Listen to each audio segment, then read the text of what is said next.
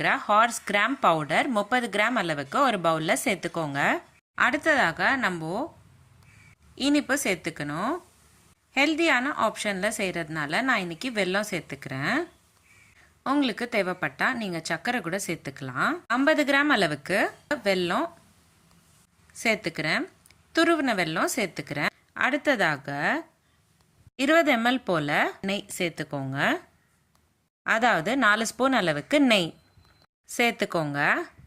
அடுத்ததாக 1 ஸ்பூன் அளவுக்கு பாதாம் பவுடர், 1 ஸ்பூன் அளவுக்கு கேஷ்யூநட் பவுடர், 1 ஸ்பூன் அளவுக்கு கிரவுண்ட் நட் வேர்க்கடலை பவுடர் இதெல்லாத்தையும் சேர்த்துக்கோங்க. நல்ல கையால் கலந்து விட்டுக்கணும். கலந்து விட்ட மாவை உருண்டை பிடிச்சிக்கிட்டிங்கன்னா கொள்ளு laddu, hours gram laddu ready ஆகிடும். இந்த ரெசிபி கிட்ஸ் லஞ்ச் பாக்ஸ்க்கும் ஸ்நாக்ஸ் பாக்ஸ்க்கும் ஒரு சூப்பரான ரெசிபியாக இருக்கும். கண்டிப்பாக ட்ரை